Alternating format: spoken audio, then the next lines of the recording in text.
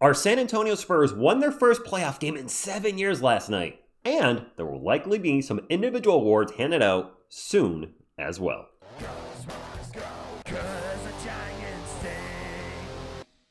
What is up, San Antonio Spurs fans? Welcome to TSR Sports.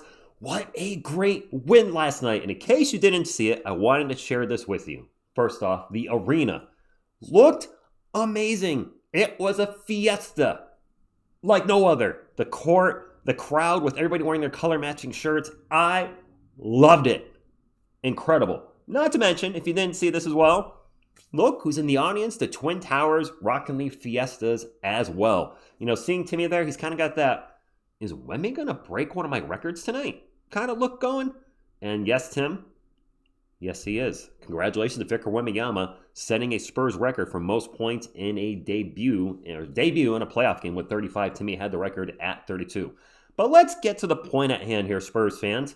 It was recently announced the finalists for all of the NBA's seasonal awards. So I'm going to give you my prediction for each award, and let's take a look here. Just how many awards can our Spurs grab? Let's do it. This is from NBA.com, starting off with the most valuable player between SGA, Nikola Jokic, and Wemby. My goodness, would I love it to be Wemby. It would be incredible. If I'm being honest, which I always am with you guys, it probably should be Nikola Jokic after the historic season he just had. Not only did he average a triple-double, but he led the NBA in assists per game and rebounds per game, which is the first time that has ever happened. Per game, I believe you guys have said another player, led the league in total cumulative assists and rebound in a season. But as far as per game, I believe this is the first time it's ever happened. Incredible season. That being said, that means it's probably going to be SGA again. Something is just telling me SGA is going to get it. It is what it is. Next year. MVP next year. You know what? He can still win MVP. Finals MVP. And that's the one that matters the most. On to the next award. This is for Rookie of the Year. You will not see Dylan Harper here. He is not a finalist. It's between VJ Edgecombe, Cooper Flagg, and Con Knippel. I think Flagg gets this. If team success is a big part of this, then you could say VJ or Con, but I think it's going to be Cooper Flagg. He had an incredible rookie season. He had 2 games in a row where he scored over 40. Youngest player to ever score 50 or more. Yeah, it's Cooper Flagg. Congrats to him. All right, there's our guy again. Defensive Player of the Year. Chet, Ausar Thompson, and Wemby. This is Victor Wembanyama. Come on now. I don't gamble, but if I was going to bet on one of these awards to be an absolute lock, this would be the one that I would bet on. The question is, should it be unanimous? Probably. Chet, look, his team's great team defense, but he's not even close. He's not in the same league as Wemby. Ausar Thompson led the league in steals per game. Hey, props to you. But Victor led the league in blocks, and oh hell knows. Like what? TSR, what are you talking about? Players dribbling, gets in the paint, sees Wemby, oh hell no, and they're out of there. You've seen it. You guys have seen it. Guy's dribbling, and he leaves. He literally leaves because Wemby is there. Wemby changes the game in a way you cannot see in the box score. That is not tracked. How many people chicken out to say, I don't want to say chicken out. I would also leave the paint too if I saw Wemby. I'd be like, oh hell no as well. But how many times players get in the paint, see Wemby, and make a U-turn, make a detour? I don't think that's tracked anywhere. If it is, let me know. He's Defensive Player of the Year.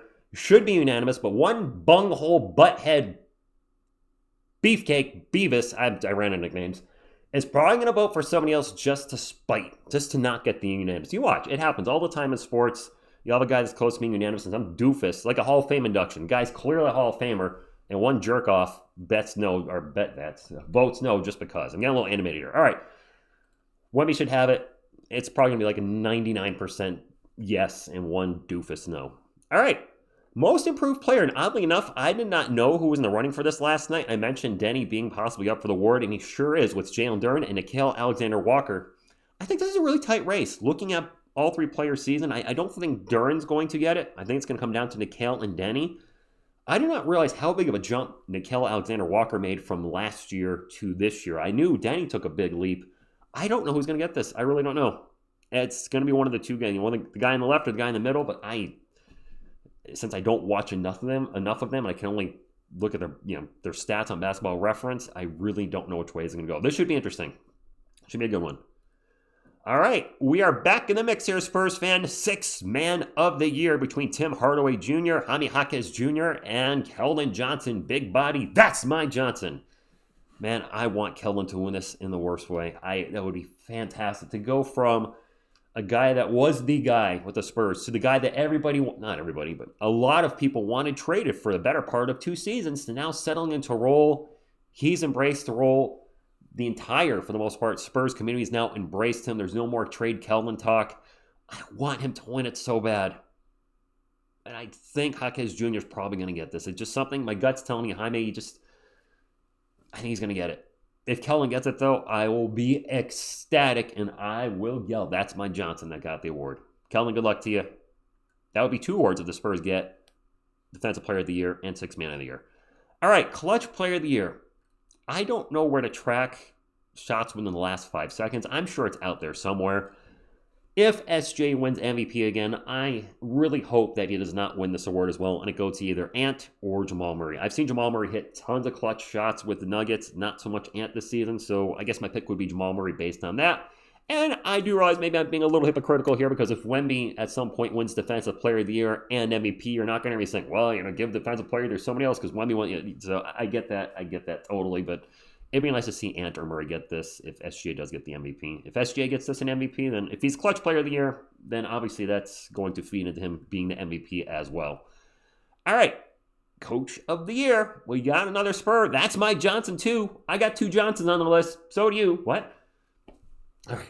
Mitch Johnson, the only coach here that took a losing team to a playoff team. Detroit was a playoff team before. The Celtics were as well. All 3 coaches had to deal with injuries of some sort. Cade Cunningham missed time because of his collapsed lung. Jason Tatum missed almost the entire season because of his ruptured Achilles from last season. For the Spurs, Wemby was in and out of the lineup here and there. Missed, like a month with a calf injury. Castle was out for almost a month. Fox missed the start of the season. Kornet's been out of the lineup. All have had to deal with injuries in some respect. I think this comes down to Mitch and Joe. And if the tiebreaker is wins, then it goes to Mitch, as the Spurs had the 2nd best record in the NBA. I think a lot of people expected the Pistons to be a playoff team. They were. Did they expect them to be this good? Probably not. I think a lot of people thought the Celtics would take a step backwards because of all the change in their team. Tatum out for as long as he was. KP's off the team. Drew Holiday's gone. Just there were some roster changes, but they, to their credit, kept it together and were one of the best teams in the Eastern Conference. No shocker, though, that they were still a winning team. I didn't think they were going to turn into a lottery team. I thought they'd be, I thought they'd be maybe about 500, maybe a little better. Who the heck knew? And then the Spurs.